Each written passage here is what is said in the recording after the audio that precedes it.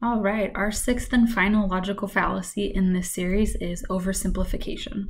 Like I said at the beginning of this series, this is not all of them. Unfortunately, there are far more ways to make an unsound argument than we have time for. Just trying to cut to the six that we see most often, and sometimes can be a little bit more nebulous to unpack together. Oversimplification, you can probably guess what this means just from the title. It is sometimes also known as the reductive fallacy or the fallacy of reduction, right? When we reduce something, we make it smaller than it was before, we boil it down. So that can be another way to think of this. It's essentially just looking at a complex issue and arguing that there is only one root cause. Okay. Unfortunately, we know that a lot of bigger issues have a lot of complicated systems and roots that have led to that structure being upheld over time. It's not just one thing, right? This is very commonly used by pundits or talking heads on different news shows, right? We see it on both the left and the right of, oh, if people would only do this one thing, it would fix this problem.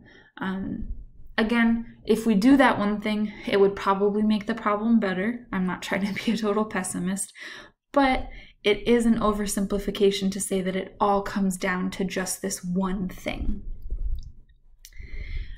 Another way that we can frame this for maybe more math-minded is to say that oversimplification is the idea that if X contributes to Y and we get rid of X, we'll get rid of Y. Again, if X does contribute to Y and we get rid of X, of course Y will get better, doesn't mean it will be completely eradicated. Oversimplification is a logical fallacy because it assumes that one cause is the only cause or the sole cause, and it ignores other potential factors. So again, I'm not saying it's wrong to say that, we need to fix one thing in order to make an issue better.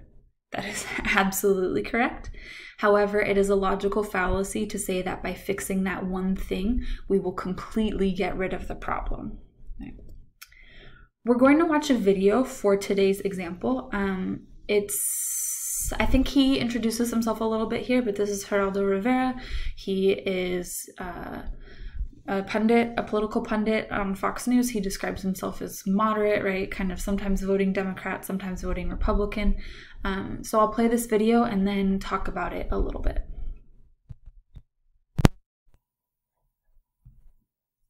You talk about liberals and conservatives as if they were sort of equally ideologically and self-contained camps. Do you fit into either one of those? No, I'm a militant moderate.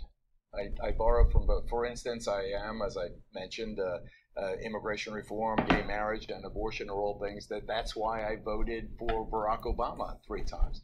On the other hand, I hate Benghazi. The Benghazi has become pornographic. I think the way they flog the Benghazi non-scandal, I think it's really very unfortunate on the right-hand side. But I think that, for instance, hip-hop. Hip-hop has done more damage to black and brown people than racism in the last 10 years. When you find the youngster, a Puerto Rican from the South Bronx or a black kid from Harlem, who has succeeded in life other than being the 1/10 of 1% that make it in the music business, that's been a success in life, walking around with his pants around his ass and with visible tattoos, or it is this whole ethos. And I love Russell Simmons. He's a dear friend of mine. I admire his business acumen. At some point, those guys have to cop to the fact that by encouraging this distinctive culture that is removed from the mainstream, they have encouraged people to be so different from the mainstream that they can't participate other than, the racks in the garment center and those entry-level jobs. And I lament it. I really do. So I'm going to go ahead and pause it there.